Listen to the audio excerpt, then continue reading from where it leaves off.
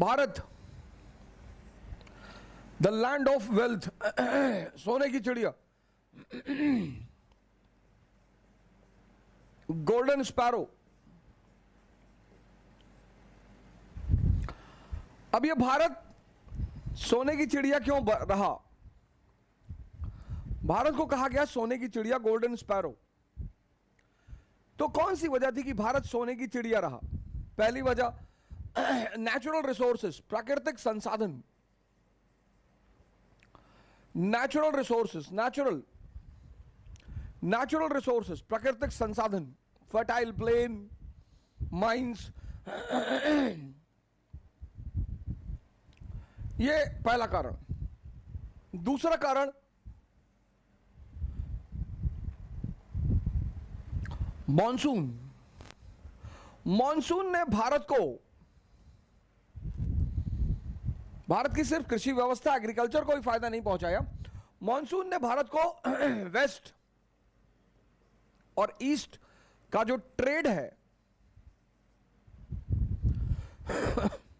Waste और east, Europe और पूरब एशिया के बीच का जो ट्रेड है, उसका हृदय स्थल बना दिया, केंद्र बिंदु। इम्फालस ने मॉनसून की खोज की और वहीं से सी ट्रेड की कहानी शुरू हुई। अब आपकी स्टीयरिंग किसके हाथ में है? मॉनसून के हाथ में। तो आप जून के महीने में जब मॉनसून से चलोगे अरब सागर में, तो डेस्टिनेशन क्या होगा? भारत। और अक्टूबर के महीने में जब आप रिटर्न होगे, तो डेस्टिनेशन क्या होगा? भारत। मॉनसून ने भारत को यूरोप और एशिया का जो ट्रेड था, उसका केंद्र बिंदु बना दिया, सेंटर पॉइंट बना दिया। इसलिए आप देखोगे जैसे ही मॉनसून की खोज हुई, वैसे ही दक्कन में राज्य की स्थापना भी हुई।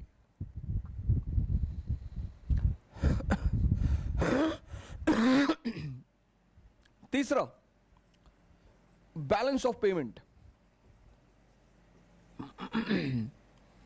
भुगतान संतुलन। बैलेंस ऑफ पेमेंट भारत के पक्ष में रहा। मैक्सिमम एक्सपोर्ट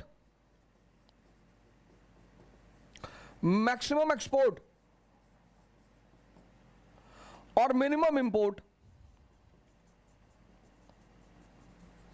मैक्सिमम एक्सपोर्ट और मिनिमम इंपोर्ट, मैक्सिमम एक्सपोर्ट, हमारे सेल्फ सफिशिएंट विलेज रहे, आत्मनिर्भर ग्राम, हमें बाहर से कुछ खरीदना ही नहीं था। दो चीजें जो बाहर से विशेषकर आती थी, वो भी शाही वर्ग के लिए, एक तो घोड़े आते थे और दूसरा शराब।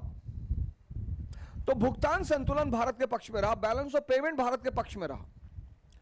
इन तीन चीजों ने भारत को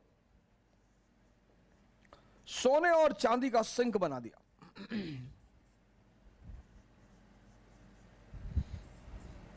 और इसीलिए भारत को सोने की चिड़िया कहा गया।